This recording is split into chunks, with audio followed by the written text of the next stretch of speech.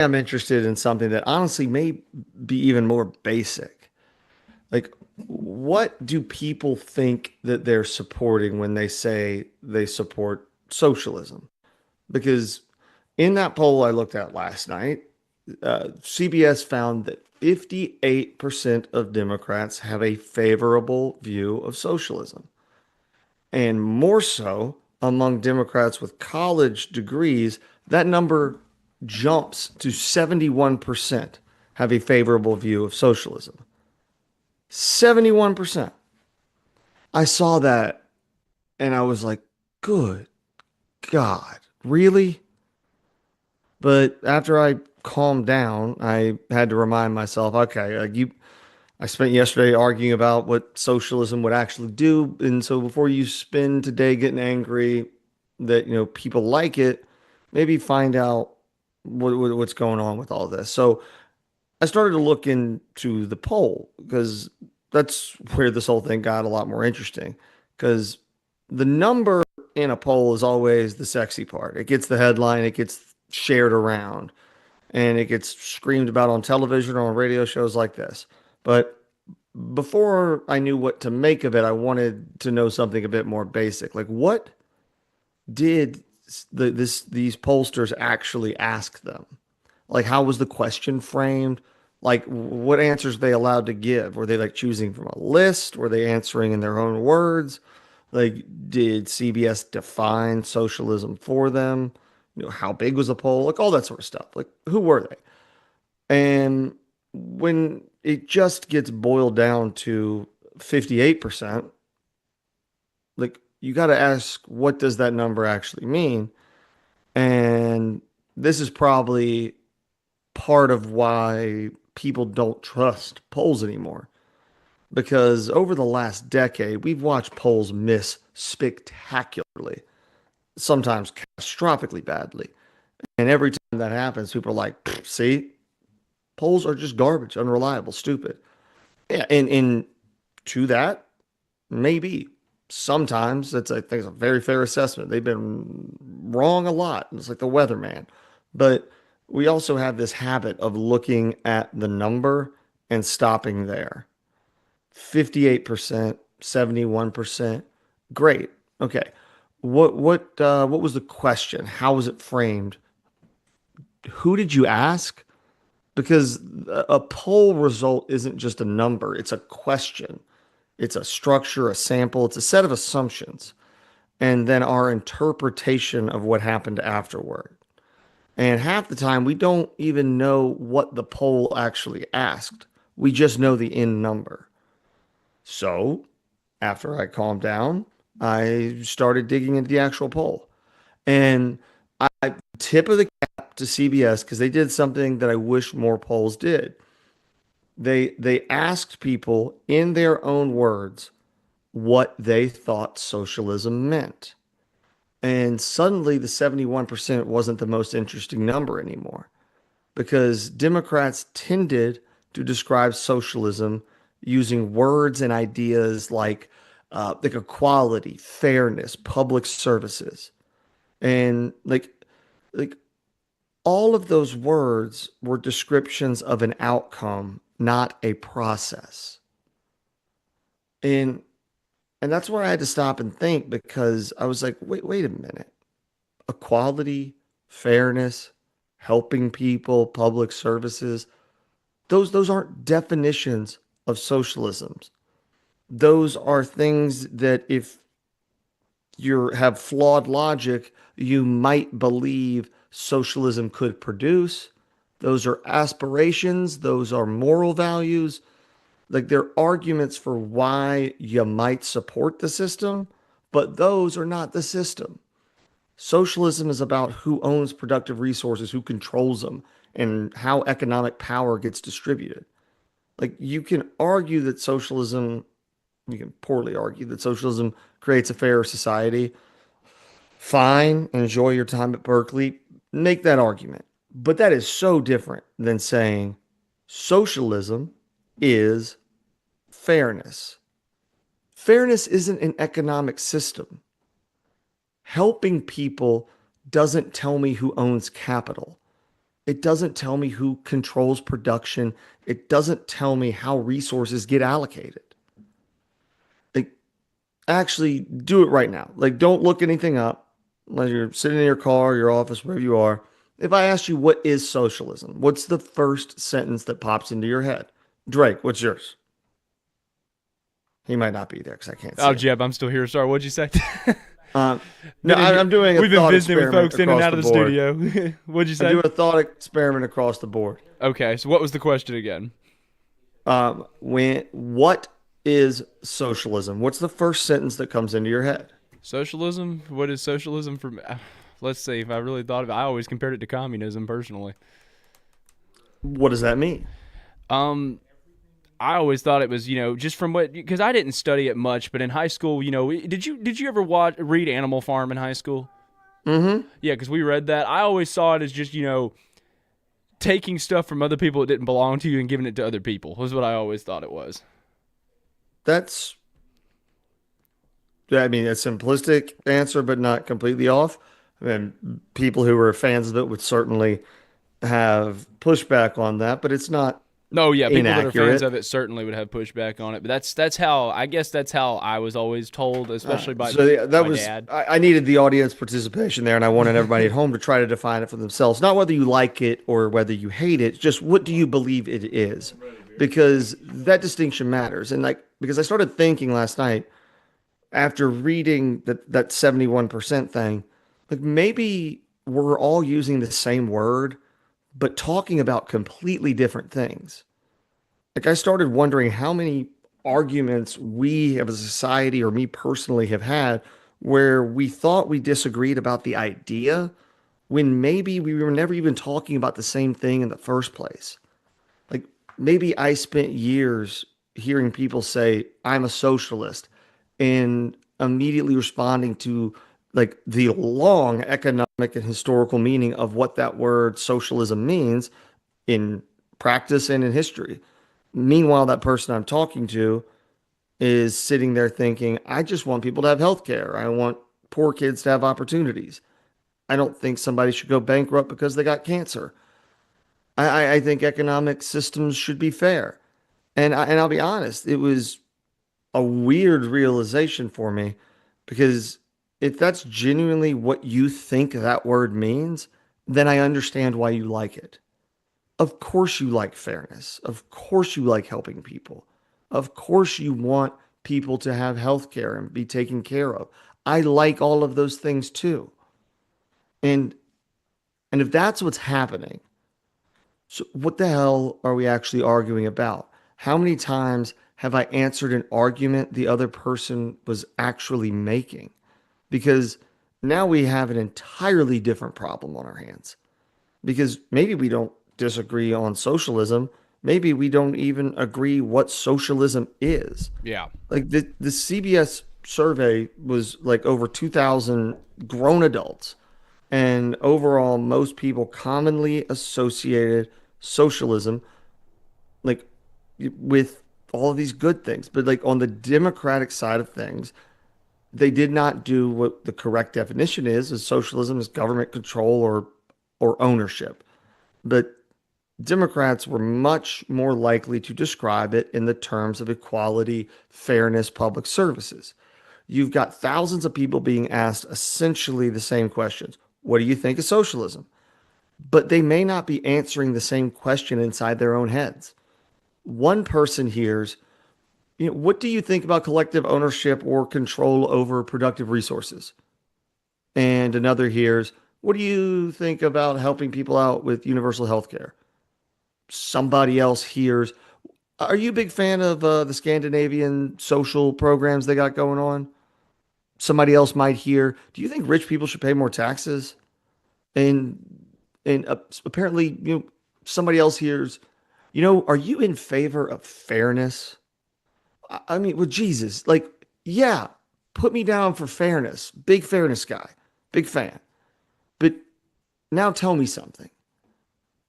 What exactly did the poll measure? Because if 58% of Democrats have a favorable view of socialism, but people inside that 58% are attaching different meanings to the word, it's a favorable view of what?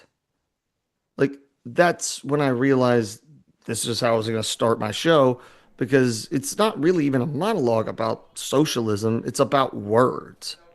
And what happens when words stop meaning the same thing to everybody using them? And like I say this to my kids all the time. And some of us say it for when they say something that they probably shouldn't have or wish they could take back. I say your words matter. Yep. And but what I genuinely mean, and most of the time I use it when I say it to my kids, it's obviously it's be kind, don't say something cruel, don't hurt anyone's Yeah, don't. feelings. That's obviously solid advice Yeah, across the it board, is. but it's not what I mean really. I mean something even more basic than that. Yeah. Your like words matter because words mean something. That's the whole miracle of language. Yeah. Like like right now, I'm talking on the radio. I have an idea inside my head. You can't see it. You can't touch it. No. You can't crawl inside my brain and look around. So I'm making a sound with my face and you're hearing it. You make a sound with your face, I hear it. And somehow, because we have this, agreement that we all have of what these sounds mean, an idea gets transferred from my brain through this microphone to your ears and into your brain. Yes. Pretty awesome and insane when you think about it, but that is just that's just communication. But there's a requirement. The word has to mean the same thing to both of us. Like if I get my own private definition and you get your own definition, like if the guy sitting next to me gets another one, we are not communicating anymore. We might as well be speaking different languages. We're just making noises with our mouths and hoping the other person attached the same meaning to them that we did.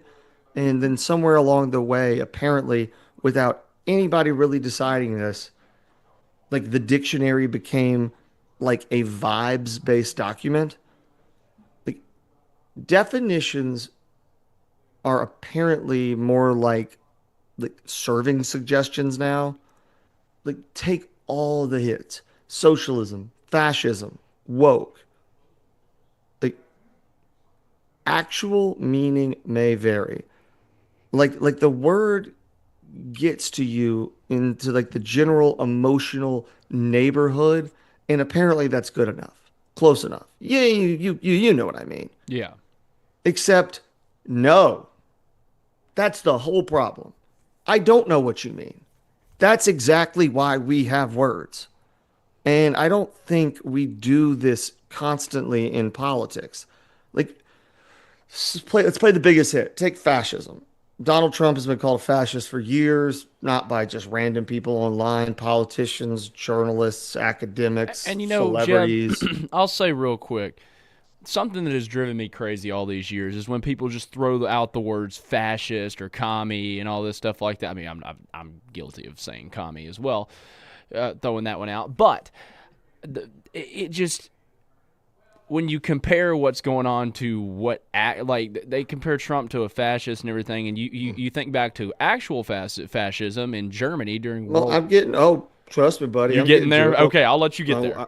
I'm getting there. It's about the use of words and our misunderstanding of one another, or the fact that we decided that they were somehow malleable. Because, Yeah. like millions of ordinary Americans, and like there was, serious scholars who believed elements of Trump's politics fit within their definition of fascist tradition. And there's a ton of serious scholars who disagreed Yeah. whether the full actual historical label applies. Fine, the academic one, that's a fine argument. Let's have it. Define fascism. Tell me its essential characteristics. Tell me what features matter, and then show me Trump's behavior.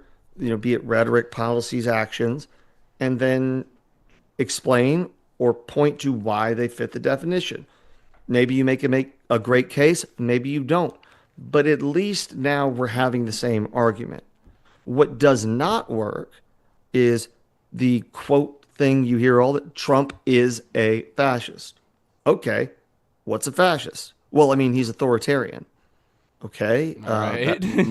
that might be relevant. What's fascism? He attacks democracy. I mean, again, it's potentially relevant, but again, I still, what's fascism? He's dangerous. Oh, okay, I'm still waiting. At some point, fascist stops being a political classification and becomes a very sophisticated sounding synonym for, oh, that guy sucks. Which, again, you're allowed to believe. That's fine. But this guy is awful and this guy is a fascist are not the same sentence. And look what we've done. We've taken two enormous political words and distorted them in opposite directions. Fascism gets expanded until it means everything that I perceive as politically evil, and socialism gets softened until it means everything that's economically compassionate. Fascism becomes bad, socialism becomes good. One becomes an emotional condemnation, and the other becomes a very emotional, aspirational ideology. Yeah. Neither necessarily tells me what the person is using the word actually believes that it means. Like it's starting to drive me nuts. I feel like Charlie Brown with the football, like every political conversation, I'm Charlie Brown.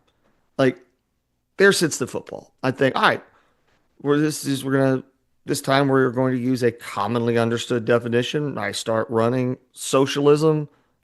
Okay. Social or collective ownership or control of whoop, nope. I mean fairness. Whoosh, I'm on my back. Yeah. Next conversation, fascism. And I'm like, okay, authoritarian, ultranationalist political ideology. Nope, I mean Trump's dangerous. I'm on my back again. Then she walks off the football. I just it's the most Charlie Brown feeling because I just keep believing that this time we are going to leave the definition where we put it and wrote it down initially. And like you can go from that into other words like woke. Like good Lord. Like Don't even ask yourself. don't even get me started. But genuinely, let me get through this because ask yourself, what does woke mean? Like seriously. You ask 10 Americans what woke means and enjoy the next hour of your life. Because we can go back and talk about the original definition. It had a recognizable meaning around being awake or alert to racial injustice. That was the start. And I think And that's a good thing. That's a good thing. that's an Yeah. admirable start. But then it broadened. Then it broadened more. Then one political side used it very approvingly, one used it as an insult, and then suddenly everything became woke. Corporations were woke, Go woke Disney or go was woke, broke. HR departments were woke, Bud Light was woke, a That freaking was mermaid was crazy. woke. That was crazy. The Bud Light thing. I mean, a made-up mermaid was woke. Like eventually woke became less of a definition and more of a noise you made when something annoyed you or something you disagreed with. And it's not to say that I agree with any of it because I kind of know what it means, but we have to understand what is woke. And you can't just be like, I mean, woke. No, apparently not. And that's why I'm asking. Like, and someone's like, oh no, you know what it means. No, I No, know some what of us don't. emotion you're having. I know you don't like that thing. That is not the same thing as knowing what the word means. And both sides play this game. One side can narrow a definition when the implications become uncomfortable, and the other side can broaden the definition until it includes every cultural thing that they dislike. It's the same trick, different jersey.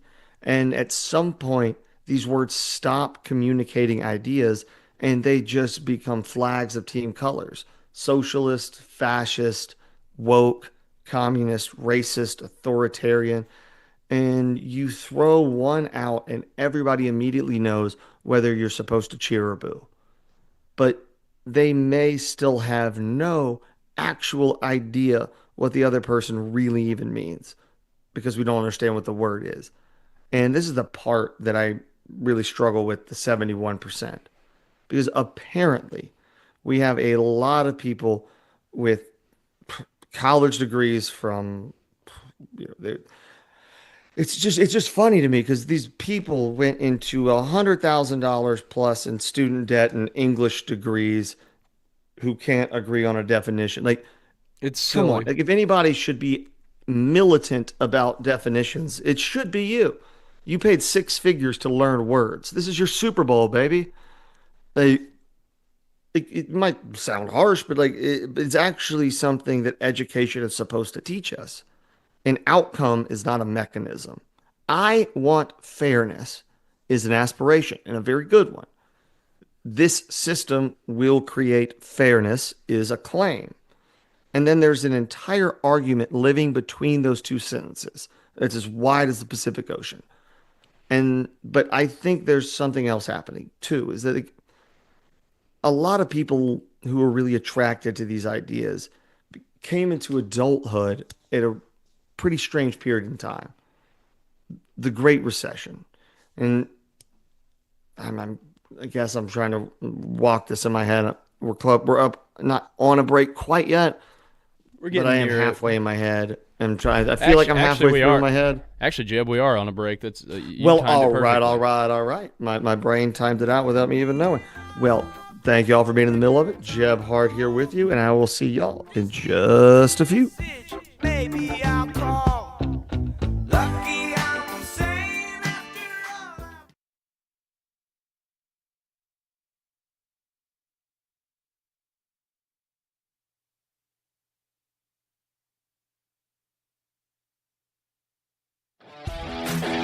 This is Coach Tredaris Goff from Columbia Central High School football. You are listening to 101.7 WKOM in Columbia, Tennessee. Hi, I'm Robert Rogers at Parks Motor Sales Buick GMC. And I'm Michael Parks Lawrence at Parks Motor Sales Buick GMC. Together, we're Mr. Bobby Parks' grandsons, and we run his dealership, and we are glad to be part of our local community. Being family owned and operated, we invest heavily in our community. We do things like sports teams, schools, bands, you name it. We try to help everybody we can. The reason why we do this is because we all love this community. So come do business with us, your neighbors, at Parks Motor Sales in Columbia, Tennessee, right off Nashville Highway, or at parksmotorsales.com. A name Columbia has trusted. Tillis Jewelry on the Square. Discover beautiful diamonds, gold, timeless gifts, and custom design, all with a personal service that has made Tillis Jewelry a local tradition. Whether celebrating a special moment or simply finding something beautiful, the Tillis Jewelry team is ready to serve. One store, one focus, you.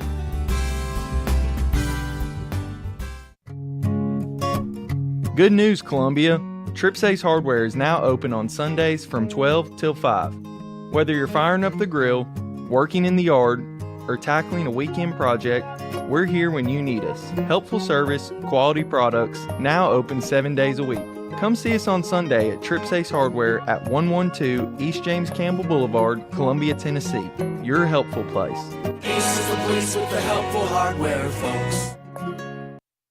Do you have trees that need trimming or removed? Do you have stumps that you want grounded? A1 Tree Trimming and Removal is a family-owned and operated business local to Columbia and Lewisburg. They also service surrounding Middle Tennessee. We are licensed and insured and provide free estimates. No job is too big, no tree is too small. Give old Luke a call or text Luke at 931-359-3113. Or you can check them out on Facebook and tell A1 Tree Removal that you heard this ad on the radio. If you love America, then you will love A1 Tree Removal.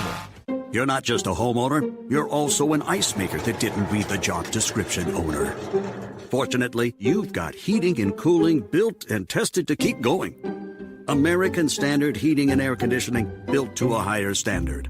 Call Davis Heating and Cooling at 931-388-2090 for all your home comfort needs. Davis Heating and Cooling is your local independent American Standard dealer and proudly serves the Murray County area. Find Davis Heating and Cooling online and on Facebook or call today, 388-2090. This is Debbie Matthews with the Nashville Realty Group, and if you've been paying attention, you know the housing market has been tough. But rates are beginning to thaw. So if you're thinking about selling, the time to jump in is getting better every day. But if you're thinking about buying and those interest rates are still a little bit too high, a good agent knows how to negotiate interest rate buy downs. And I'm a good agent. So call me, Debbie Matthews with National Realty Group, 615-476-3224. Hi, I'm Matt Perales, manager of Murray County Equipment. We help you with all your agriculture and construction equipment needs. We carry a full line of New Holland tractors from compacts to high horsepower. We have a full line of Gravely mowing equipment. We also have New Holland construction equipment, attachments, and accessories for your tractors and a complete parts department. We are locally owned and operated. Come see us at 1075 North James Campbell Boulevard or learn about us on Facebook or contact us at 931-490-8183. This is Trip Stoltz with Columbia Ace Hardware. I love listening to 101.7 WKOM FM, Columbia, Tennessee. Are you thinking about a new fence? Maybe you need a pole barn? Then you should give Sands Fence Company a call. That's 931-309-1644. Will Sands has built his business based on the principles of honesty, quality, and integrity. Sands Fence Company has been in business for over 20 years, providing their community with farm, residential, and commercial fencing, as well as pole barns and buildings. Call today for a free estimate. Sands Fence Company, 931-309-1644. That's 931-309-1644. Experience snoring, trouble sleeping, daytime exhaustion? All of these could be signs of a sleep disorder. Dr. Samini Uman is bringing her sleep practice to Middle Tennessee, offering both clinic and online appointments with proven results. Telehealth appointments with no waiting rooms, home and in-lab sleep studies with local sleep lab partnerships, including Williamson Med Center. Visit oursleepdoc.com or call 615-302-8039. Your path to better sleep starts here. Mini Cooper, Volvo, BMW, Land Rover, Jaguar. Hi, I'm David Usselton, owner of Usselton Motorworks Foreign Car Repair located in Columbia, Tennessee. We're at the corner of West 12th and South High Street. We offer a 5-year, 50,000-mile warranty on all repairs. Come see us in Columbia, Tennessee, or call us at 931-215-1765 or visit us on the web at usseltons.com.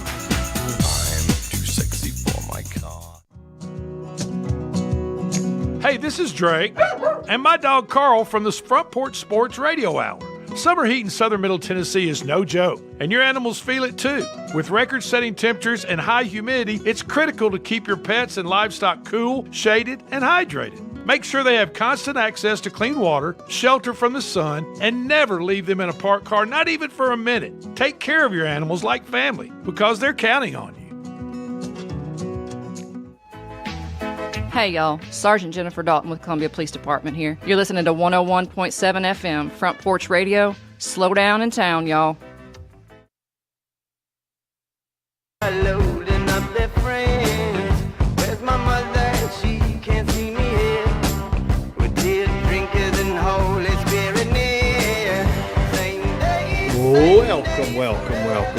Welcome back into the middle of it. I'm Jeb Hart. Happy to be here with y'all on this August 18th. Pleased to be here. Pleased to be joined by Drake Pugh on the studio, Bumpin' Jams. Yeah, I'm glad to be here, Jeb.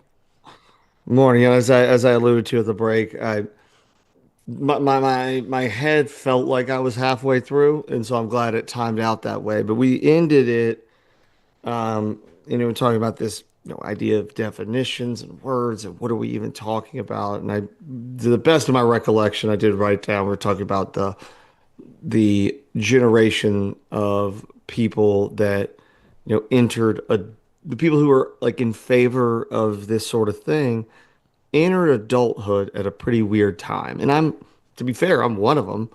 Like, you entered it with the Great Recession, the student debt, housing getting more expensive. The institutions you used to trust have lost credibility. An entire generation, both now and going back forever, was sold a pretty simple formula. Do well in school, go to college, get the degree, take on the debt if you got to. You just followed this path. And I promise there's going to be something waiting for you at the end. And for far too many people, that deal did not hold up. And you put yourself there, you're 27 years old, student loans sagging you down. Like, I did what everybody told me was the responsible thing. And like, you pull up Zillow to discover that the same starter house that your parents bought at your age, like, you apparently you have to be an orthopedic surgeon to even To even consider affording. consider affording it. Yeah, like, I'd be angry too. Yeah, I mean, I I would be. understand. I would be too. I'm gonna say, Jeb, I'm very blessed with how my situations have been in life with this, but not a lot of people. Most people can't afford a lot of this stuff. And that's the thing. Is like, I'd be angry too, Yeah, and I understand the anger, I and mean, I'm not happy about it either. I certainly understand the disappointment. But anger is just an alarm. It's an instruction. It isn't. It is not an instructional manual. Anger can tell you that something is wrong, something hurts, something isn't working. But what anger cannot tell you by itself is, why did it happen? Who's responsible? What are the trade-offs? And what system should replace the one that I'm angry at? You can legitimately be angry and still reach a very illegitimate conclusion. Those things absolutely coexist.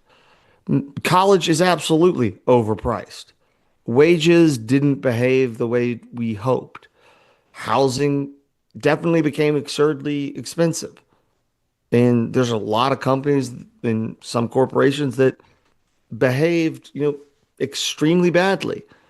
Perhaps government had failures. Of course they did. It's government. Maybe you made some bad decisions too. Maybe all of it's true, but I'm disappointed with my experience under capitalism does not logically lead to, therefore, socialism works. There are 40,000 steps missing in the middle of that. And those steps are not optional. That's the argument. That's where the thinking is. And I think that's where something strange happens. Like, smart people can be skeptical about almost everything. They can analyze, question, they can demand evidence, and then they get to the thing that is emotionally attached to their identity or their personal grievance. And the conclusion arrives well before the investigation. Capitalism disappointed me. Therefore, capitalism evil. Socialism sounds compassionate and kind and nice, and I'm a good person. Therefore, socialism good. Trump scares me. Therefore, Trump fascist. Something offends me. Therefore, oppression. Like, the emotion makes the decision.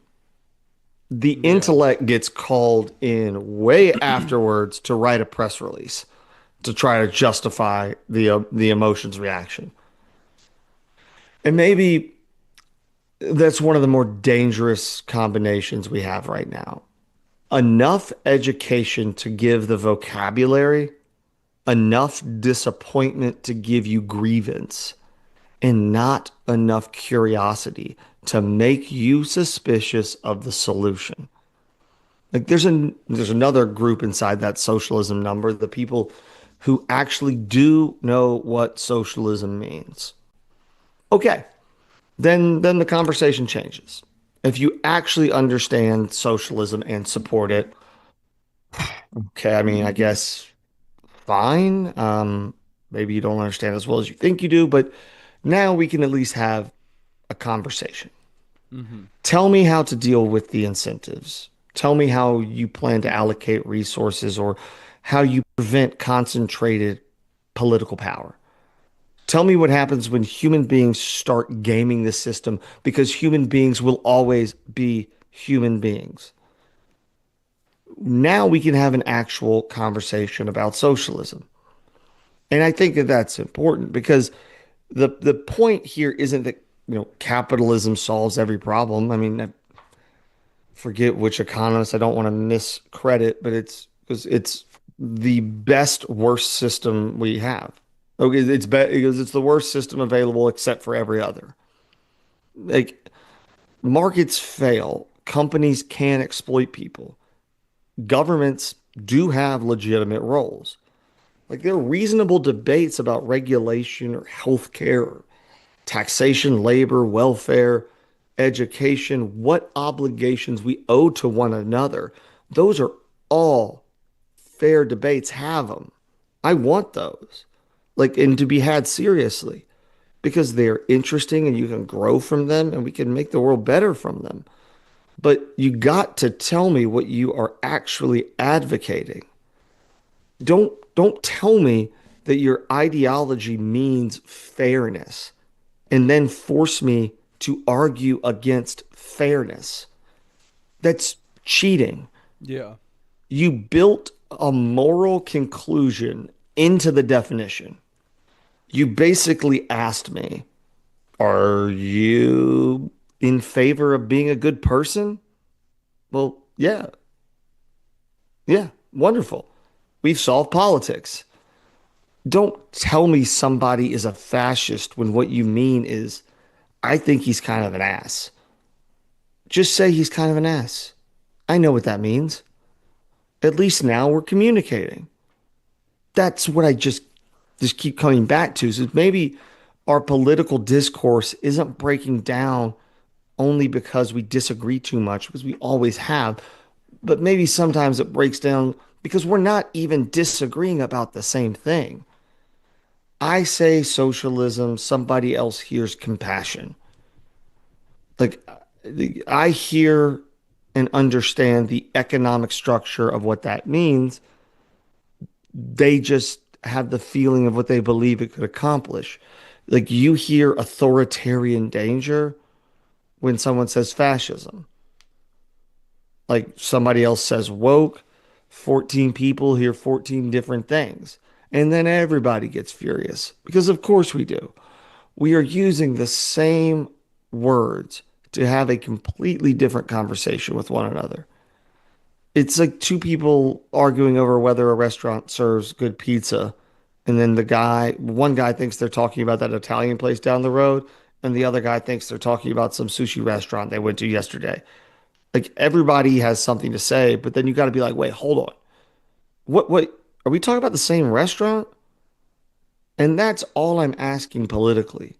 Like before you or whoever it may be tell me you're a socialist, I need you to explain what you mean. Before you tell me that I'm a fascist, explain what you mean.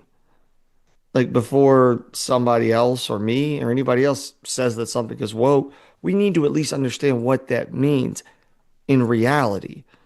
And frankly, I probably need to be better at asking that question before I even start answering because I get into these all the time.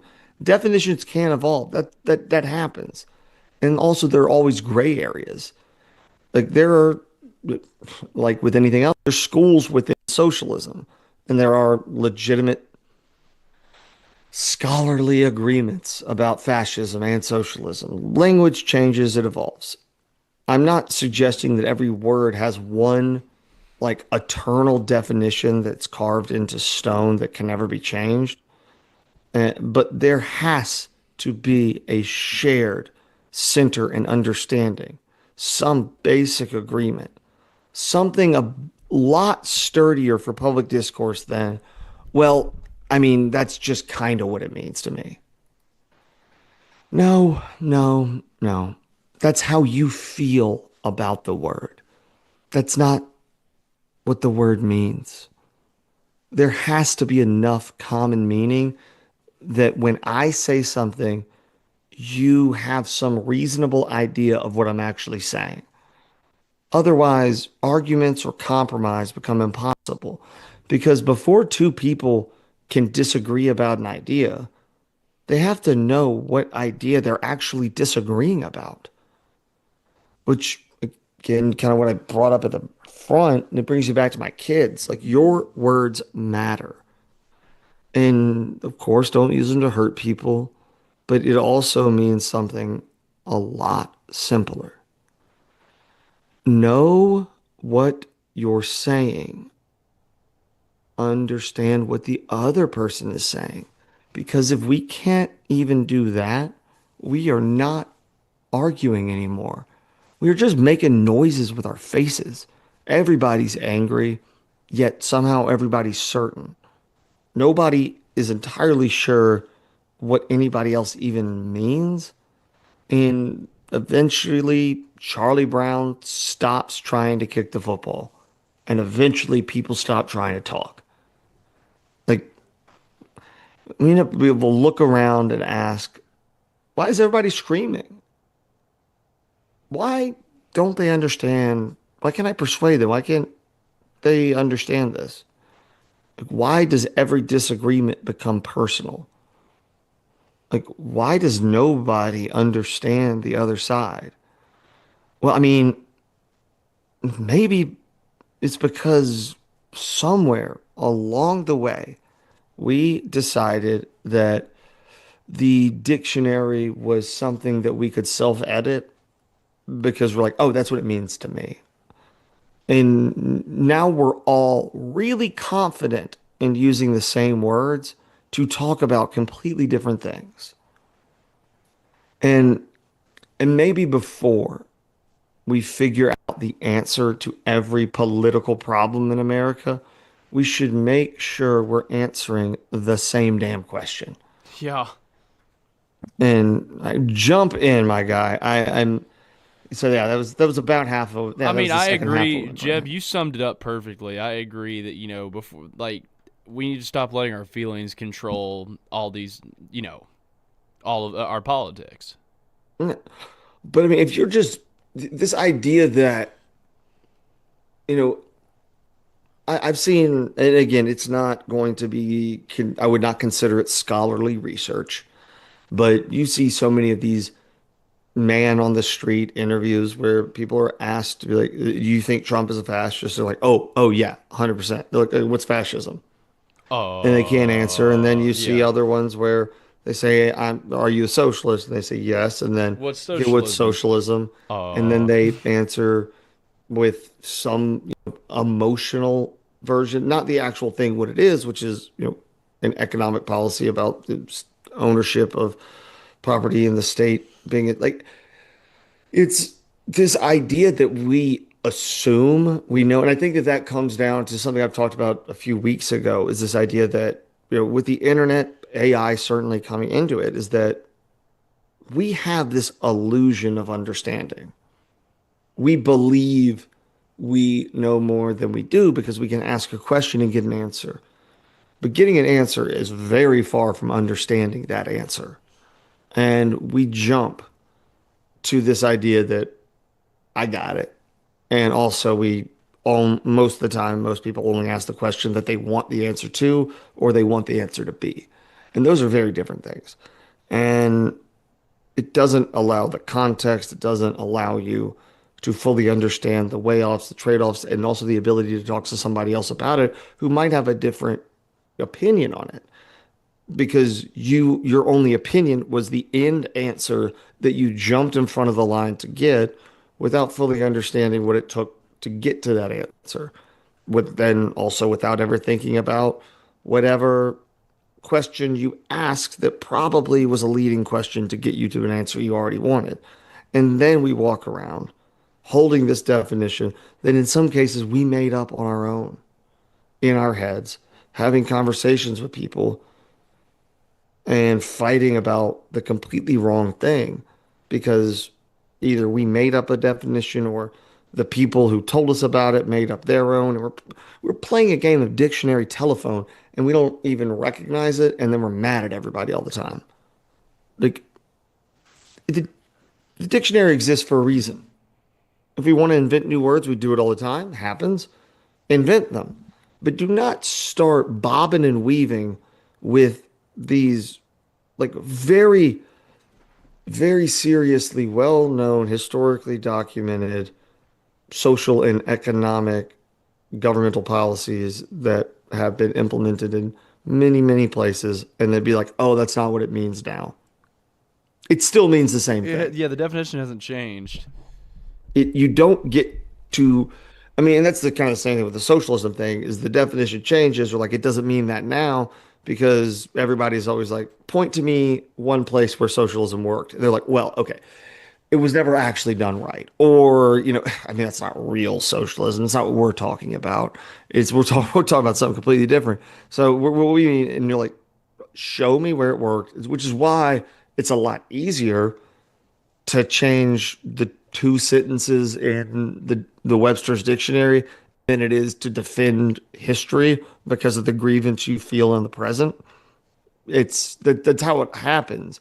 Is like you cannot justify the history, so you have to pretend like the history isn't real, and instead of, I mean, the DSA, at least to their credit, the only credit I will give them outside of having a good PR and marketing team is that they added democratic socialism in the idea of just trying to kind of hide it a little bit because it's like, oh, it's not socialism, it's democratic. Like you vote for the socialists, so it's not the same. Like And but well, not what? you don't fully vote for them. You vote for them originally, and then when we get rid of the Senate, and then the court thing changes, and then the president is appointed by the Congress. It's not even the president anymore, and it's an appointed person by the higher legislature that's representative, and the electoral college is gone, but it's still democratic. So Oh my again, we gosh. said the word. Remember, Yeah, we said the we word. said democratic, so it counts. As long as you We've been say the doing this. word, it counts. We've been doing this forever. I mean, think about any bill that's been passed that you hate. Like the Patriot Act is a perfect example because like it was right after 9/11 when for anybody who was alive then or old enough to remember, there was fear. There was this national pride and coming together. Flags were everywhere.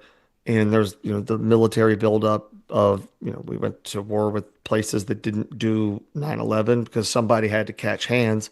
And we were in this thing. And then you put a bill out and you name it the Patriot Act. Yeah. Nobody post 9/11 could say they were an anti-patriot because I mean that's just solid branding. And it's like it's the aioli, like aioli is just mayonnaise with something else in it, but that's solid. Chipotle aioli, or so you just put a little hot sauce in there. It's hot sauce mayonnaise, but they're like, ooh, class, class, class. And branding can go a long way, and in politics, it can get you really far off the path by accident. And because I mean, everybody now recognizes what's actually in the Patriot Act, but it's the same thing with democratic socialism. The word there is doing so much heavy lifting of democratic while not actually fulfilling a single portion of what that word even means at all, especially if you look at the platform.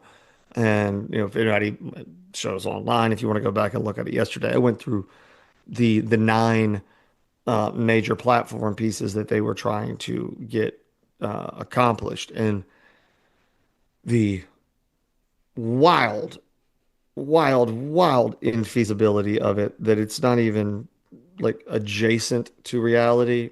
Even the tiny portion of their whole platform isn't close to doable in like I mean the thought experiment I did yesterday was if you took every yacht, dollar bill, stock from every of the 400 rich people in America and the top 1% and took every single dollar for the next 10 years of every corporation, like one for one, like they get a dollar, Washington gets a dollar. And you took all of that. It's still not enough for what they're trying to do. But that one word at the front makes it seem soft. It makes it seem approachable. It doesn't make it seem like it is this, you know, bourgeoisie versus proletariat attack or Che Guevara, or which is communism, but like it makes it feel modern and somehow intellectual and thoughtful, and it's soft. Like that one word softens the edges. When the reality of it is it's no different. And I'm sure that there are people out there that would probably push back on that statement. And I would, if you would, please feel free to call in, because if there's anybody out there that is a democratic socialist, I would absolutely love to speak with you. So will you let them know the number if they are out there, out and about? Yes, it is. I'll get it to you. Let me know when you have it. I'll get it to you in a second. Because this is something that, is obviously hot in the streets right now, both politically and yes, it is. And I'll get the number. Within the people, but I know I'm casting a net to I don't assume there's a lot of DSA members who currently have their radio turned on at the moment to WKOM in southern Middle Tennessee. But if you are out there, I would love to talk to you about this, because I just believe it is the most unserious, emotional posturing, childish position I've ever heard. It is dangerous. It is suicidal empathy masked as a sales pitch towards people's grievances, where there's the fixes to the things that are there exist in front of us. And those are practical conversations and difficult ones, but ones worth having. Yet this catch-all, fix-all, somebody else will pay does not add up in the most generous way you could ever possibly do it. It doesn't work. And so we're selling people a lie. And we're selling people a lie wrapped in what we believe to be an empathetic hug or some salve for the wounds of the world around them, or in some cases their own poor decisions, and whatever it may be. But at the end of the day, you're selling a faulty product. And if you go out selling faulty products, there should be lawsuits. But in this case, you're selling a faulty ideology. And Jeb, we better go to break. Oh, we are at the top of the hour. Thank you very much. I just realized it too. We got into this conversation. I completely. Do you have the number? No, I will get it after the break. All right. Well, we'll get the number after the break. And if anybody is a Democratic Socialist who's out there and wants to call in, I'd love to have you. Jeb Hart. Thank y'all for being in the middle. See you in just a few.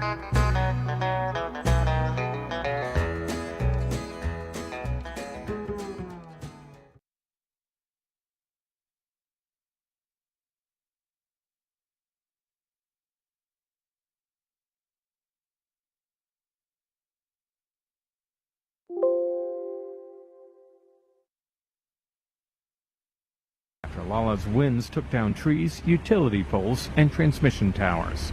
I'm Ben Thomas. South Korean President Lee Jae-myung says a solid alliance with the United States underpins national security. His remarks follow President Trump's order to substantially reduce military exercises with South Korea.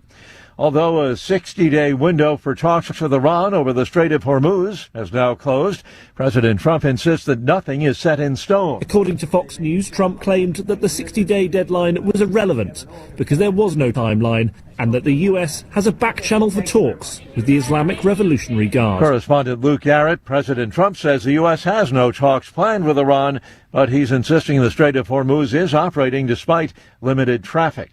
The United Nations reports nearly 17,000 Ukrainian civilian deaths since Russia invaded Ukraine in early 2022. On Wall Street this morning, stocks are in the red. The Dow is down about 61 points, while the Nasdaq is off 367 and the S&P 49 points lower. More on these stories, townhall.com. When it comes to our cars, those infotainment screens, turbos, advanced transmissions, and cameras are all great until they fail. And if your car is out of warranty, repairing them can cost thousands. I'm Danica Patrick. If your car is less than 20 years old, no matter the mileage, make sure you're covered for auto repair bills with an auto protection plan from Endurance.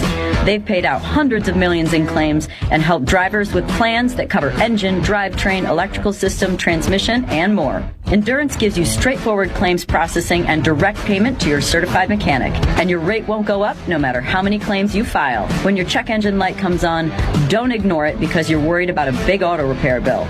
Call Endurance and choose the plan that's right for you. Act now and get 1 year of elite benefits, a $2,000 value, free. For your free quote, call 800-292-8705. 800-292-8705. 800-292-8705. Coverage varies by plan. View contracts and exclusions at endurancewarranty.com. Brazil's president is applauding the discovery of oil near the country's Amazon coast. President Lula is seeking re-election in October, and he's often keen to portray himself as a protector of the environment. That image jars with the sight of him dressed in orange overalls, brandishing a vial of oil and declaring, "It smells so good." Mr. Lula was celebrating the discovery of new reserves by the state energy firm near the mouth of the Amazon River. He wants Brazil to phase out fossil fuels, but insists it still needs oil revenues to fund the transition to clean energy. More exploration is needed to establish just how much oil is buried deep beneath the sea and how much money Brazil could earn. The BBC's Rory Callamore. Belgium is battling one of its largest wildfires despite cooler temperatures and some rain. The blaze is moving toward Germany. It has burned roughly 12 square miles. Firefighters from several countries are assisting, but some areas are still inaccessible. News and analysis, townhall.com.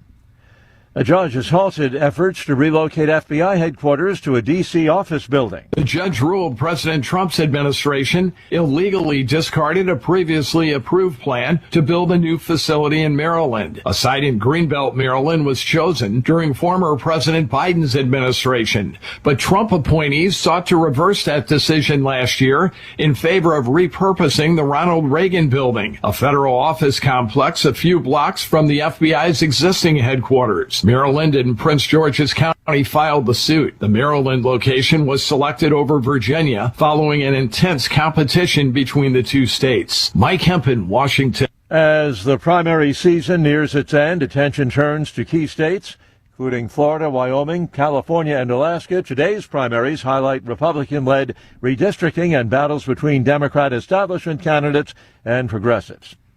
Townhall.com. No one wants to deal with a plumbing, electrical, or HVAC emergency. It's even worse when you're not sure what it'll cost, when it'll get fixed, or if someone's just selling you something. When you call Hiller, you can trust our experts to actually solve your home's problems quickly. And with true transparency pricing, you know the price you're told is the price you'll actually pay. Book online now at happyhiller.com. Happy you'll be, or the service is free. I'm a happy-faced truck today.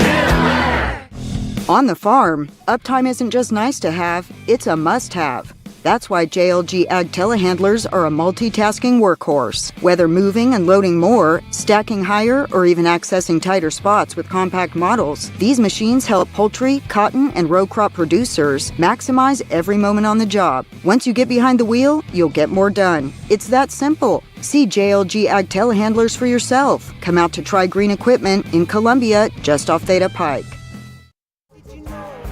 What did you say? Did you sing anyway? What did you know? What did you do? Did you think?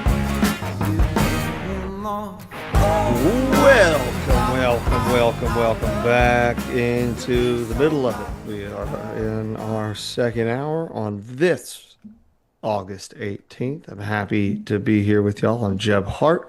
I am joined today in the studio by Drake Pugh on the controls. Morning to you, Drake. Morning, Jeb. Glad to be here. I'm happy to have you. We spent the first hour mainly talking about the fact that we talk about it all the time about why we're so divided, and that poll I looked at with socialism last night and the way people chose to define it really highlighted something for me that I thought was worth spending the first hour of the show on.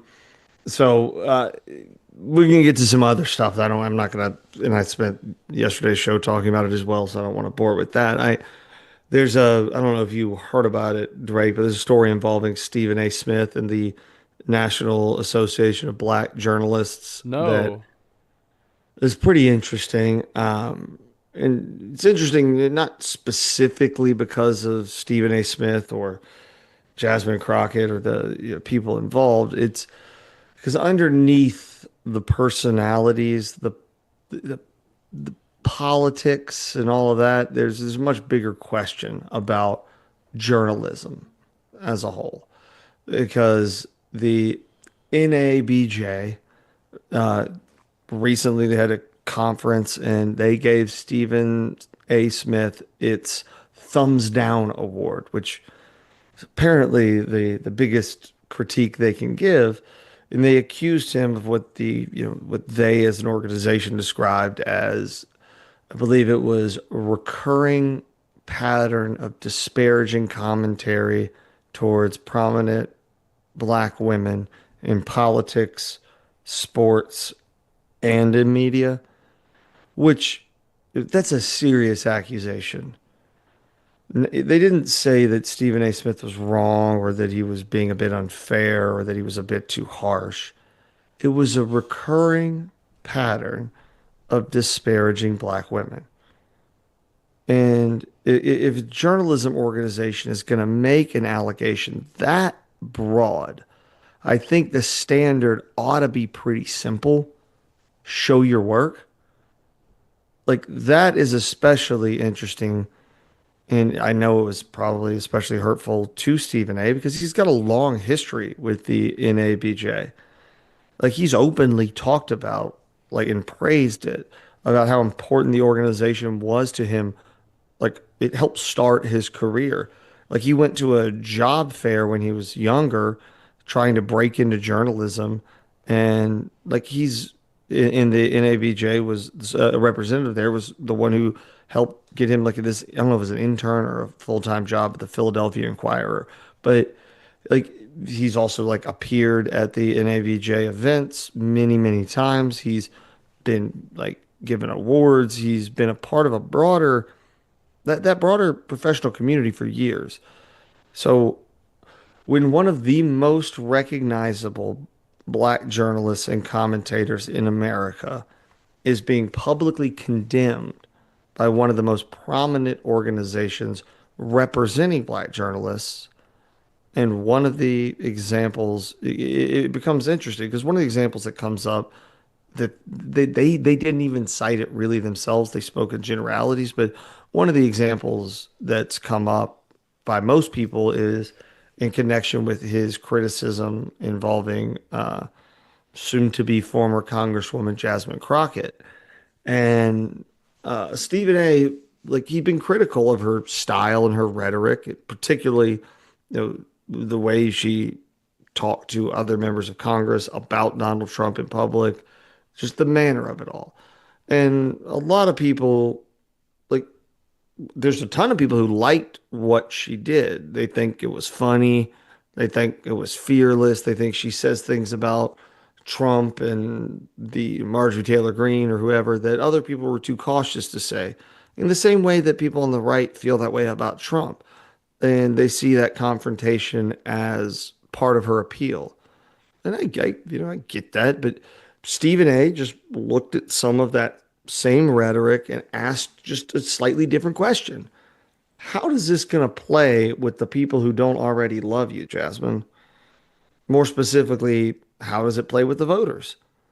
And that's where the context becomes like the most of paramount importance because Stephen A. wasn't just throwing out some random criticism with nothing behind it. The data and polling, they had already suggested that that liability was very real. And based on, he's in media, he can have his own read.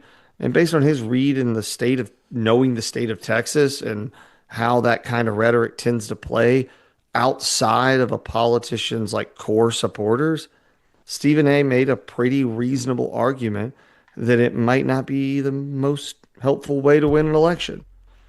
It don't get it doesn't mean he could prove it. It was an opinion statement. Doesn't mean that Crockett's style was the only thing that mattered. And it doesn't mean that there were not other political factors involved, but it means he looked at the available information, applied his own political judgment, and then made a prediction about how voters might respond. And under the circumstances, yeah, it's a pretty legitimate critique. You can argue about how much weight to give his analysis. You can argue that he might have overstated the effect of her rhetoric or the negative or positive, whatever. You can argue that other factors mattered a lot more. Like you can say that maybe voters were responding to something entirely different. Then it's more than fine to have that argument. That's politics. It's also journalism. It's also analysis. The part that I have a problem with is when we jump from Stephen A. Smith is criticizing Jasmine Crockett to Stephen A. Smith has a pattern of disparaging black women. These are not the same claim. They're not even close. The first is an argument about analysis. The second is an allegation about how he treats an entire demographic group. And if you're going to make that second allegation, particularly as an organization representing journalists, then the burden should be pretty freaking high. They should not be lowered because of that. Like, there is no evidence presented that Stephen A. applies a different standard to black women. I looked into it. I haven't seen it. And, up until this point, the organization themselves haven't presented any. It's just kind of a statement that there's different standards. And that's not the same thing as, he has had pointed criticism of prominent black women on his show. And he's on like 5 different shows all the time. And yes, he has done that. That is not the same thing as demonstrating a different standard for black women. Those are two completely different evidentiary claims. Like, if you want to establish bias, you have to show me the comparison. Show me the white man who did the same thing, or the Asian man or Latino man who did the same thing and got a pass. Show me the black man whose behavior was described differently, and the white woman who was treated more generously under very comparable circumstances. That's how you prove that there was a different standard. You don't prove it simply by assembling a list of black women in prominent roles in the public eye that Stephen A. Smith has criticized and then calling that itself evidence. And there's the other piece of the context I think is pretty important here. Like, Stephen A. Smith is not somebody whose public record is that difficult to understand. Like, he's famously a graduate of an HBCU. He talks about black issues regularly when he believes they warrant discussion. He speaks about the people that he's hired purposely to give opportunities to, like, people of color. Like, he spent decades speaking very openly about the matters of race and opportunity, representation, professional advancement. And he's very well attuned to the black experience in America. And to that, like, you can agree with him, you can disagree with them, you can think that he's too loud, uses too many big words, too provocative. Take your choice. You can think he is wrong on any number of issues, but he is not somebody who has built his career trivializing black people or undercutting the black experience. There's a long and very public, well-documented record of what Stephen A. Smith is about. Yeah. And that's why this accusation deserves so much more than simply pointing to the identity of people that he's criticized. Because what appears to have crossed the line here was not necessarily the substance of the criticism. It was who the criticism was directed at. That's the part that should concern journalists.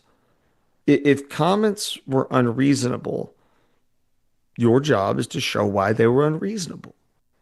If they were factually wrong, then, that's pretty straightforward. Point out where they were factually wrong. If he applied a different standard, then point me in the direction of the different standard. I haven't seen it, but if the underlying critique was reasonable, if it was supported by the available evidence, If it was a legitimate political judgment, then the fact that the target happened to be a black woman cannot become the thing that transforms ordinary criticism into proof of bias. And I want to be fair here because I understand what an organization like the NABJ is concerned about. Like, we would be lying to ourselves if we said there's not a history of black women being criticized differently. Like, they can be described as angry when somebody else would be described as passionate, aggressive when somebody else would be just called forceful, difficult when somebody else would be called demanding.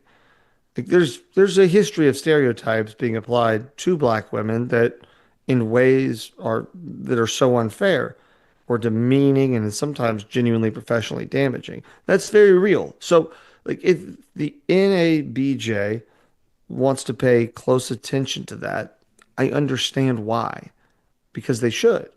But paying attention to a pattern historically and proving a pattern are two different things. You still got to demonstrate and explain it. You can't simply start with the identity of the people being criticized and work backwards towards that conclusion. Because the phrase, like, he's criticized several prominent black women is not evidence of prejudice. It's evidence that he has, in fact, criticized several prominent black women. Those are two different things. The question is whether he treats people differently. That's the test. Yeah. Like, if Stephen A condemns the rhetoric of Jasmine Crockett, but celebrates the identical type of talking from some white male politician, yeah, we might have something to examine here. If he describes a black politician as unhinged and then calls, has passion, or says Marjorie Taylor Greene has passion, or whatever, we have something else to examine. If you consistently apply a harsher standard to one race or sex, then that's worth discussing. But you got to show me that. Compare the cases or the language, compare the standard. That's how you establish bias, not by counting the demographics of people criticized. Journalism cannot operate on demographic quotas. You can't be in a newsroom at the end of the week and look at the people you've criticized or looked into and say, well, I mean, I've already criticized 3 black people, 4 Indians, 2 Asians. Yeah, I guess I got to find a white guy before I say anything about anybody else. That would be and is ridiculous. And yet, if we're not careful, that's essentially the incentive structure that we're creating. Because, like, now imagine if a journalist or a commentator who sees something worthy of criticism, you think something's wrong, or you think someone's being dishonest, you think something is just politically stupid, and you look at it, you're like, yeah, that deserves scrutiny. But before you say anything, you start to have to do this demographic calculus in your head. Like, who have I criticized recently? I feel like that was too many women. That was too many minorities.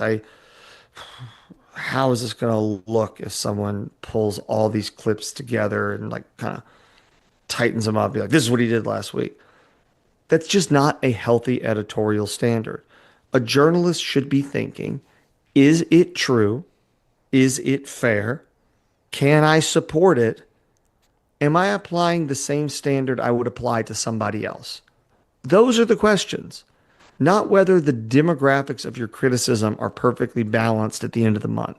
You cannot do that audit, because fairness does not mean equal outcomes. It means equal standards. And that distinction beyond matters. If 10 politicians do something worthy of criticism and 8 of them happen to belong to the same demographic group, journalism does not become fair by withholding criticism from 4 of them. Fairness is not achieved by manipulating the result. Fairness is achieved by applying the same standard to everybody. And that's what we're looking at here. Not whether Stephen A. Smith made you can argue, a I wouldn't, but a brash criticism of Jasmine Crockett, you know, there is another problem when we lower the bar for accusations like racism and sexism, because those accusations matter, because they should matter. There are very real examples of racism and sexism in this world. There are people who absolutely treat other people differently because of race and sex. There's institutions and companies that discriminate. There's, commentators who, and newspapers who traffic in stereotypes, especially on the internet. There are people who actively operate in bad faith. And when evidence shows that, absolutely call it out without fail. But if every harsh criticism involving black women becomes evidence of hostility towards them, eventually you erase the distinction between actual discrimination and just ordinary disagreement. And that does not make accusations of racism or sexism stronger. It makes them weaker because people stop hearing the difference. That's why the evidence matters. That's why the standard matters. And frankly, the standard should matter even more to an organization of journalists. Like if random people on social media make some ridiculous, dumb, sweeping accusation, nobody's surprised. Social media is filled with idiots throwing things around without any evidence or knowledge. But journalism of their own claim and their own standard is supposed to be different. If your entire profession is built around evidence, context, sourcing, fairness, then you do not get to abandon those standards because you believe the underlying cause is righteous. In fact, that's precisely when the standard matters most. Because journalism is easy when you're scrutinizing somebody you really hate. Mm-hmm. The real test is whether you apply the same level of scrutiny to claims made by people or institutions or schools or whatever that you love and agree with. And if you go back to Jasmine Crockett, suppose a white male politician in Texas repeatedly went on television, a few cocktails in, insulted political opponents, attacked the president with seriously vile language in very personal terms, and built a national reputation around that sort of confrontation. If a political commentator asks, how do you think this is going to play for Steve statewide? Would anybody, I named the fake congressman Steve in my head just then. Yeah. If they were like, how's it going to play for Steve statewide? Would anybody consider that question inappropriate? Of course not. Of course not. If they did, then that'd be crazy. We ask versions of that question every day. Does this help in the primary? Could it hurt in the general election? Do you think this gets the base going? Or it might alienate independents? Does the national brand that they're trying to cultivate translate back home to their district? That's just political analysis. And it doesn't suddenly become racist or sexist because the politician being analyzed happens to be of a protected class, or a black woman, or whatever it may be. Take your pick. If the analysis itself changes because of the identity of the person, you have to explain and demonstrate that it was unfair analysis for that reason. If the language changes, demonstrate it. If the standard changes, you got to show me. That's the journalism part. Bring the evidence, compare the standards, establish the pattern. Because otherwise we end up in a place where identity of the person being criticized becomes evidence against the criticism itself. And once that happens, we're no longer evaluating the argument. We are evaluating whether the person was even allowed to make it. That is a very dangerous standard. A journalist should be able to criticize a black woman, a white man, anyone. A journalist should be able to criticize anybody whose conduct is worthy of scrutiny. And Another journalist should be able to challenge that criticism, but challenge the criticism, show why it's wrong, show why it's unfair, show where the standards changed. What you cannot do is treat the identity of a person being criticized as proof that the criticism itself is suspect. Because journalism is not supposed to protect people from criticism based on who they are. It's supposed to scrutinize the criticism. I've said it like 9,000 times now, and I guess it got kind of mumbled up. Like, they're supposed to scrutinize the criticism based on whether or not it's true. That's the standard. And if journalism gives that up, it gives up the very thing that makes journalism worth defending. And so I don't even know what they were even talking about anymore. And for someone like him, who, like, last year they gave him an award, the NABJ. Like, they gave him an award. He's taken First Take, the #1 rated television sports talk show for the last 14 years. He's taken it to their conference, like, several times. The whole crew, everybody. Like, he's not somebody even worth this, but they dropped this just hair trigger for criticism, and the immediate jump is he disparaged black women. That's the only thing you can take away from it. Not that he made rational comments worthy of debate, but worthy comments in public discourse about public figures. If you flatten your ability to look at the world through that lens, then you are not doing journalism anymore. You are closing your eyes to the world and being like, no, not going to hear that one. And that's the antithesis of journalism. And, with that, I know we're coming up on a break. When we get back, we can talk about some of the things happening in the pharmaceutical industry, the world prices, and the like. I'm Jeb Hart. Thank you all for being in the middle of it, and I'll see y'all in just a few. Living on the spotlight can kill a man outright.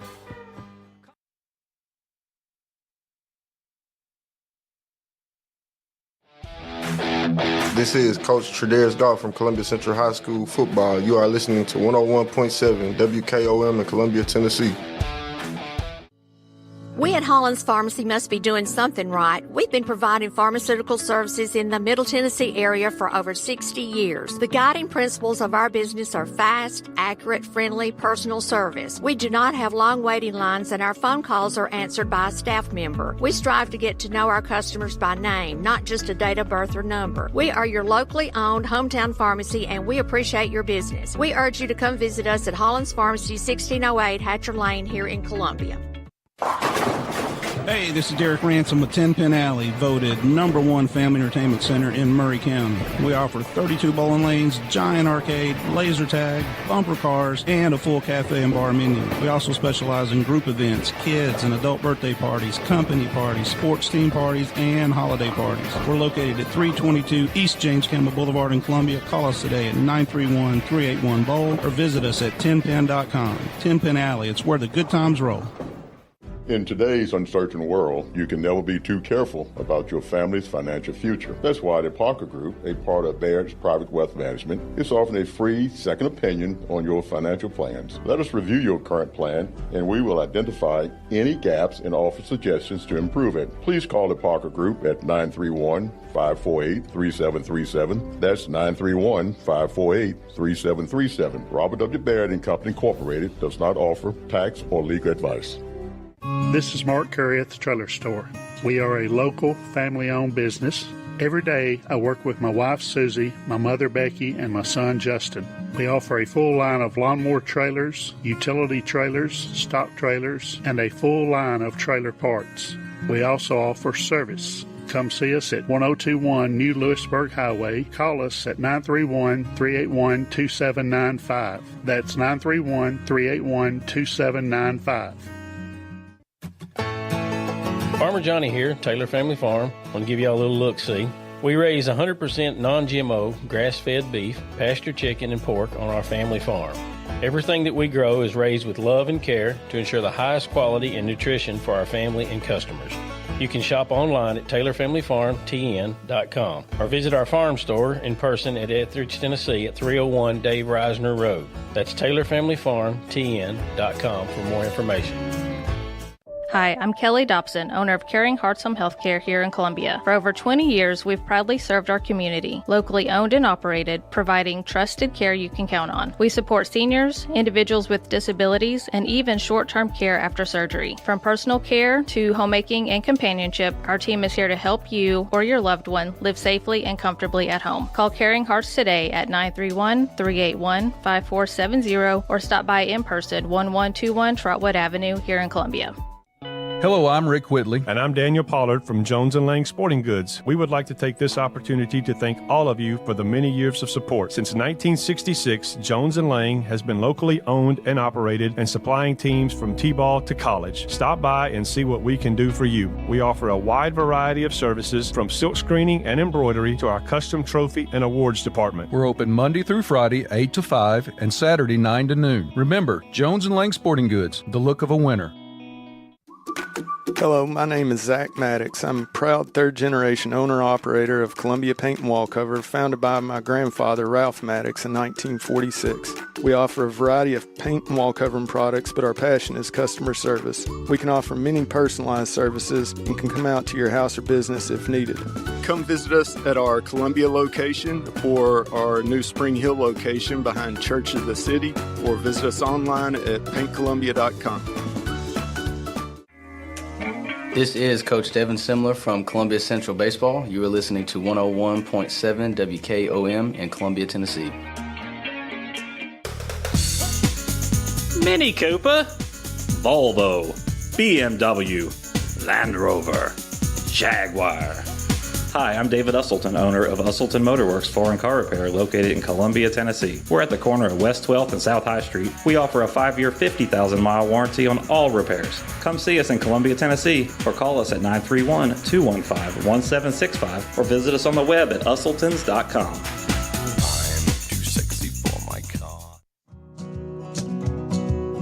Hey, this is Drake and my dog Carl from the Front Porch Sports Radio Hour. Summer heat in southern Middle Tennessee is no joke, and your animals feel it too. With record-setting temperatures and high humidity, it's critical to keep your pets and livestock cool, shaded, and hydrated. Make sure they have constant access to clean water, shelter from the sun, and never leave them in a parked car, not even for a minute. Take care of your animals like family, because they're counting on you. Are you thinking about a new fence? Maybe you need a pole barn? Then you should give Sands Fence Company a call. That's 931-309-1644. Will Sands has built his business based on the principles of honesty, quality, and integrity. Sands Fence Company has been in business for over 20 years, providing their community with farm, residential, and commercial fencing, as well as pole barns and buildings. Call today for a free estimate. Sands Fence Company, 931-309-1644. That's 931-309-1644. Experience snoring, trouble sleeping, daytime exhaustion? All of these could be signs of a sleep disorder. Dr. Samini Uman is bringing her sleep practice to Middle Tennessee, offering both clinic and online appointments with proven results. Telehealth appointments with no waiting rooms, home and in-lab sleep studies with local sleep lab partnerships, including Williamson Med Center. Visit oursleepdoc.com or call 615-302-8039. Your path to better sleep starts here. Hi, I'm Matt Perales, manager of Murray County Equipment. We help you with all your agriculture and construction equipment needs. We carry a full line of New Holland tractors from compacts to high horsepower. We have a full line of Gravely mowing equipment. We also have New Holland construction equipment, attachments, and accessories for your tractors and a complete parts department. We are locally owned and operated. Come see us at 1075 North James Campbell Boulevard or learn about us on Facebook or contact us at 931-490-8183. Hey y'all, Sergeant Jennifer Dalton with Columbia Police Department here. You're listening to 101.7 FM, Front Porch Radio. Slow down in town, y'all.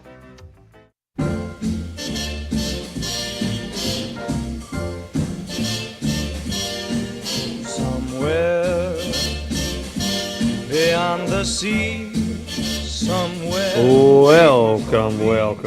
Welcome back into the middle of it. Jeb Hart here with y'all on this, the 18th of August. Happy to be here. Happy to have Drake Pugh playing the inevitable old-timey tune. I never know when it's coming. I never know what it's going to be. Somewhere Beyond the Sea. That's good old Bobby Darin, the late great Bobby Darin. What was it? What was the name of the movie they made about him? I don't know. I need to look into that. Because he did like Rub-a-Dub-Dub. May have been. I said that with more confidence than I feel after I said it. So, well, yeah, not that important. But yeah, no, morning to you, Drake. Thank you, as always. Spent the show talking about words, and then, last segment, the Stephen A. Smith thing and the journalistic integrity of being able to criticize people without the criticism being misattributed to something other than the legitimate criticism that is there. Like the like I wanted to talk about, because I saw a chart the other day about pricing, and because there's a difference between the government making something feel cheaper and it actually becoming cheaper. Because most of the time when Washington says it made something more affordable, what it really means is we just changed who pays.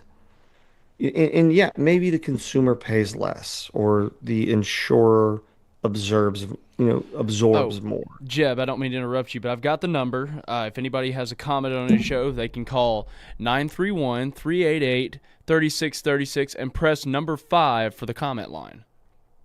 All right. And yeah, I'd love to talk to you. That's 931-388-3636 and press 5 for the comment line. All right. And thank you for doing that. I know I asked you about that before, like the second break, and then totally forgot about it. No, it's all right. I got it though. I just got things I'm trying to run through my head. But the idea is that, they just change who pays, because like I said, that maybe the insurer absorbs more of the cost, or maybe the cost gets spread around somewhere else in the system.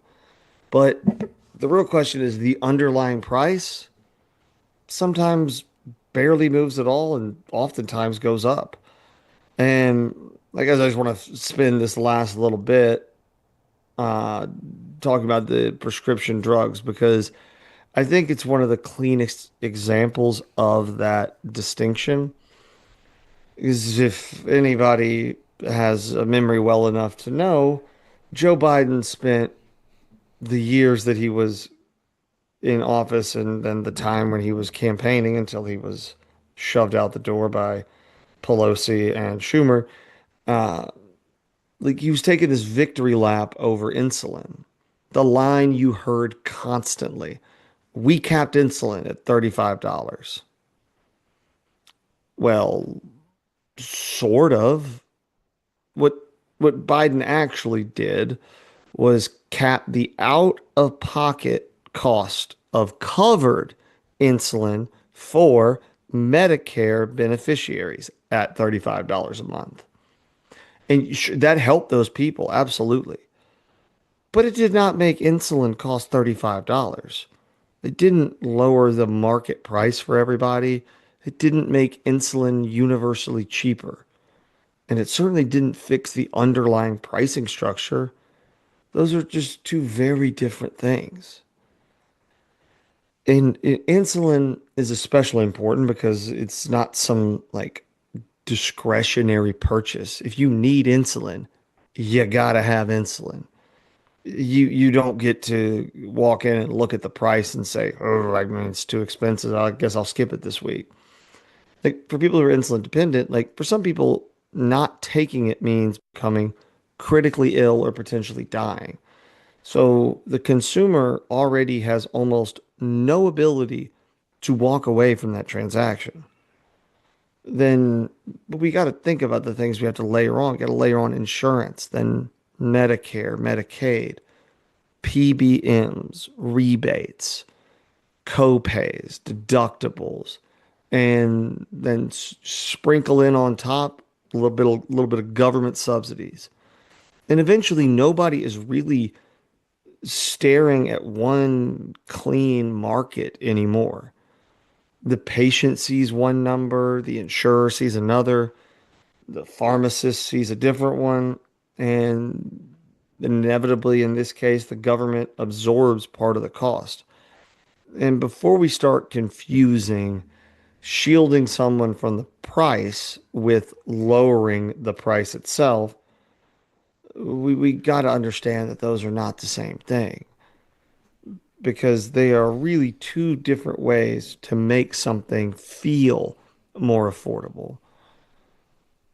Like one of those ways is you can actually make the thing cheaper. Competition increases, manufacturing prices lower, distribution becomes more efficient, margins might compress, or depending on the timeline of your drug, generics can enter the market, and then the underlying prices overall fall. The second option is you leave the underlying price exactly where it is and have somebody else pick up a larger portion of the bill. Those are not the same economic accomplishment. One lowers the cost, the other just reallocates the bill. And sometimes reallocating the cost is absolutely worth doing. If somebody desperately needs medicine and can't afford it, then yeah, we should probably have a conversation about helping them out. I'm not arguing otherwise, but let's stop pretending that hiding part of the bill is the same thing as lowering it. Because once a seller knows that the end consumer is insulated from the full price and knows that the US government, some enormous third-party payer, is standing behind them holding a wallet, what overwhelming incentive exists to try to aggressively drive down the underlying price? Especially when the product is something the consumer literally cannot choose to start or stop buying. That's the incentive problem. And we've seen versions of this all over the economy, in healthcare, higher education, insurance, any place where we tell the consumer, don't worry too much about what it really costs. We'll figure it out on the back end how to finance the rest of it. And then 10 years later, everybody is just suddenly just blown away that the underlying price exploded. And that's why the chart I saw in the next piece of data like really caught my attention, because for once we are not talking about somebody getting a bigger subsidy. We're not talking about moving the bill around. We're looking at the broader prescription drug price index actually moving down. Prescription drugs are down about 3.1% over the last year. Not rising more slowly, not inflation is easing. They're actually down. And that's according to, I believe, the Border of Labor and Statistics. And that's the sharpest year-over-year decline in prescription drugs since like the early 60s. I think it was 1963. JFK was president. The Beatles hadn't even been on Ed Sullivan yet. And that was the last time prescription drugs fell this sharply. And that's pretty extraordinary. Now, obviously, I want to be careful here. I'm not going to do the exact thing I just criticized politicians for doing. I'm not going to hold the chart up. I mean, it's the radio, so you couldn't see it, but and say, look what Donald Trump did. He caused every bit of this. That's not true, and that'd be ridiculous. There are a lot of things happening at once. Some Medicare drug negotiations that were created a while back are taking effect. more generic drugs are entering the market. Some major drug companies are facing more competition. And Trump has been pushing the most favored nation pricing, or like direct manufacturer agreements, and the new advent of Trump RX. There's a lot of factors at work here. So we have to be honest about that and say it. And we can give Biden credit where it's due, give generic competition credit, give manufacturers credit where competition is forcing prices down. And I'm completely comfortable with doing that because credit is due where credit is due. But I also think it is a very important philosophical difference between the two approaches. The traditional Washington response to some expensive product is, okay, who can we subsidize? Who can we protect from the price? Who gets a tax credit? Whose copay can we cap? Like, who can government help pay the bill for? And Trump's approach, at least with much of the drug pricing push, was, or been a lot closer to, why the hell is the underlying price so high in the first place? Why does an American pay dramatically more for this exact same medicine that somebody in another country, or some even another developed country, pays way less for? Why can a pharmaceutical sell drugs here and then sell the same drug overseas for pennies on the dollar of the same price? Like, why should Americans accept that? And why should Americans actively subsidize lower pharmaceutical prices everywhere else? Because that's a completely different question. Because a subsidy asks, okay, who should pay the higher price? And a functioning market asks, why is the price so damn high? We've got to recognize that those are two completely different questions and two completely different conversations to be had after them.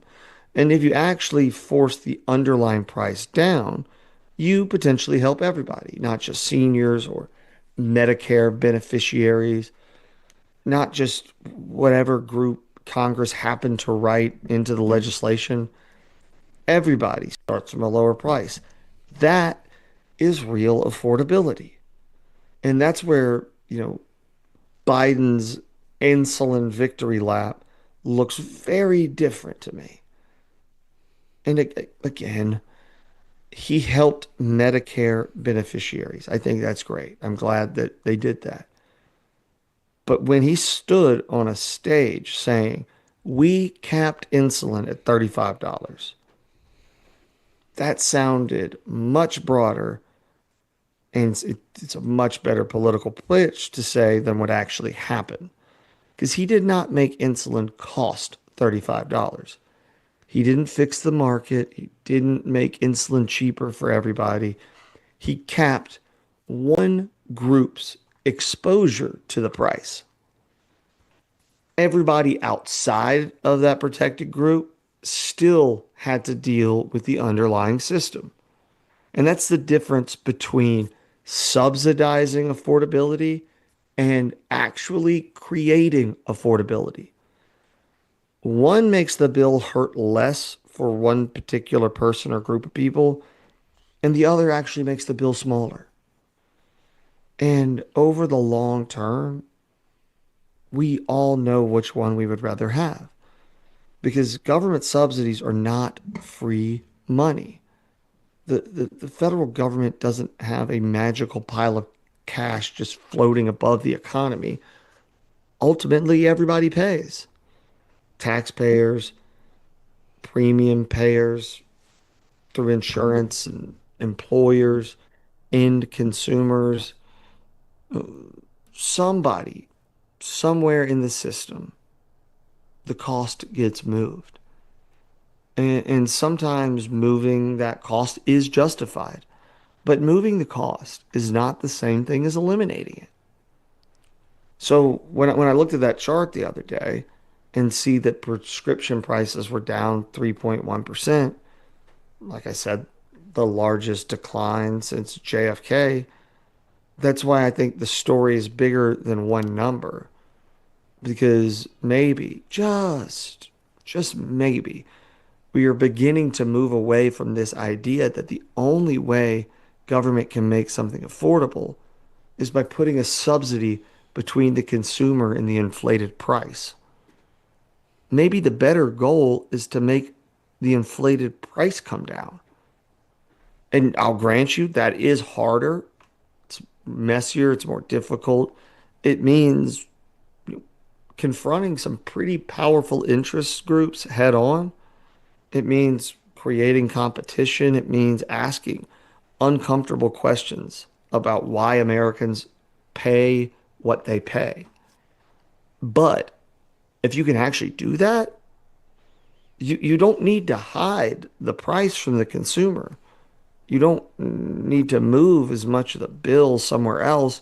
You don't need to pretend something is cheaper because somebody else paid for half of it. You just actually just made it cheaper. And that's a much bigger accomplishment. And I'm very glad to have seen that.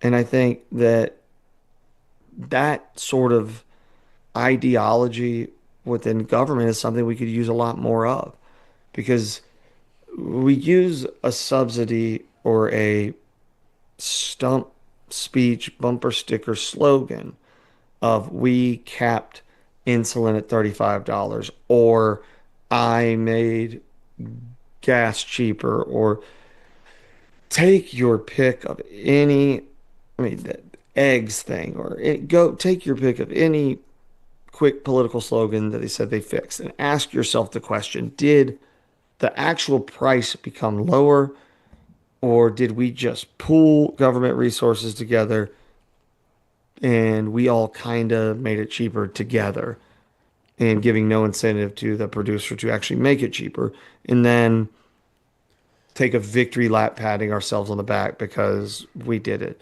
and then realize later on that by subsidizing that we really actually made the problem a lot worse at scale.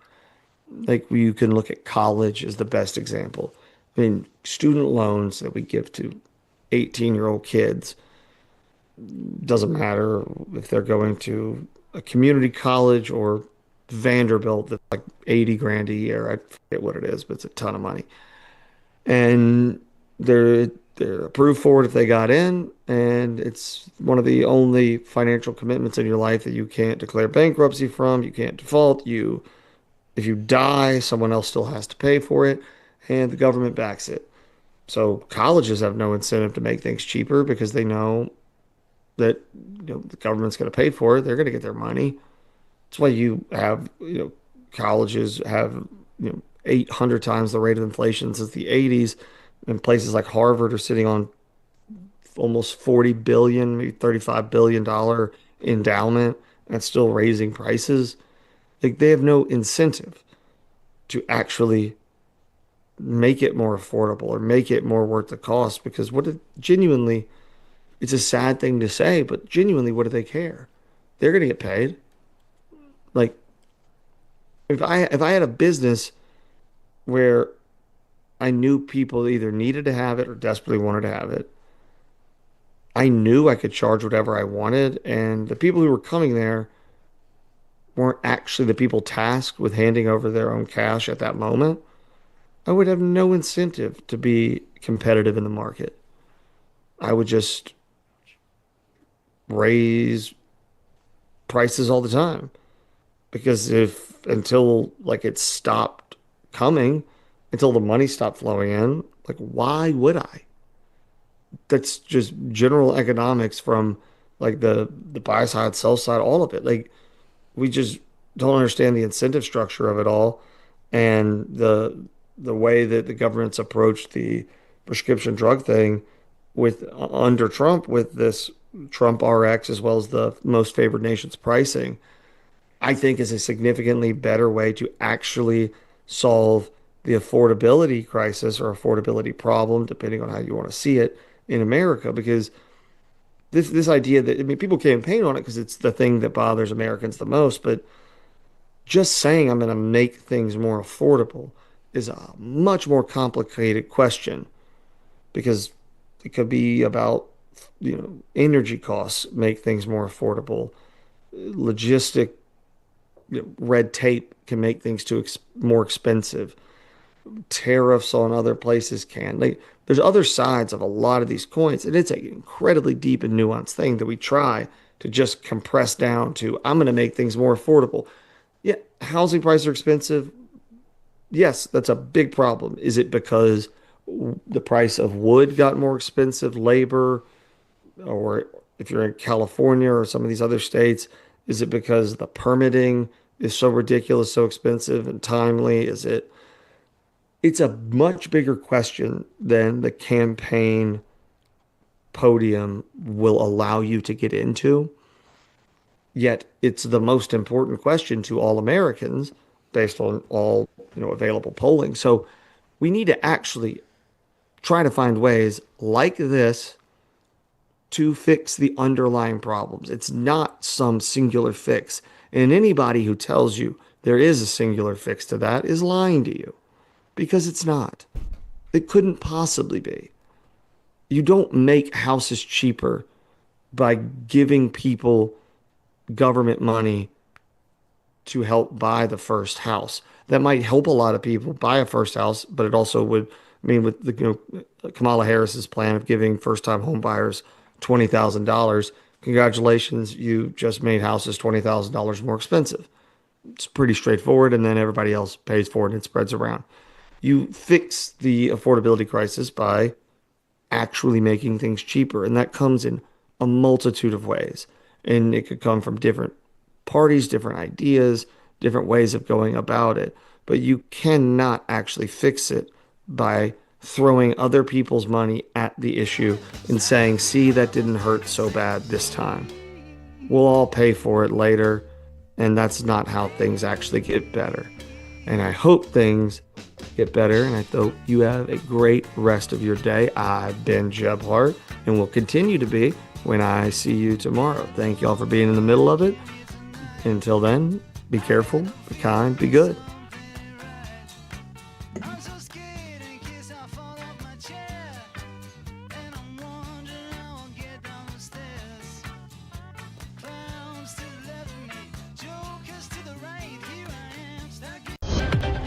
News this hour at Town Hall. I'm Bob Agnew in Washington. Florida is one of the key states where voters